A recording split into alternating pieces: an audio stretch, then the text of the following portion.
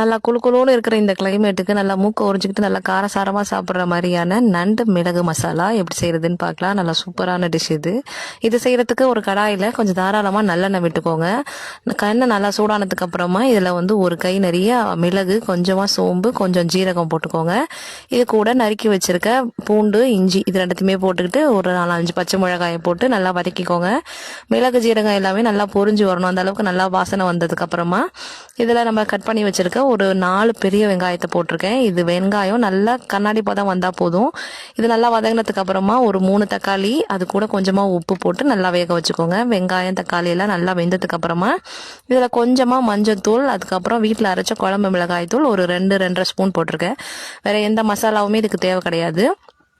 மிளகாத்தூள் இதெல்லாமே போட்டு நல்லா வதக்கினதுக்கு அப்புறமா ஸ்டவ் ஆஃப் பண்ணிட்டு துருவி வச்சிருக்க ஒரு 1/2 மூடி தேங்காய் போட்டு கிளறி விட்டு இதை நல்லா ஆற வச்சுட்டு நல்லா பேஸ்ட்டாக அரைச்சி எடுத்துக்கோங்க.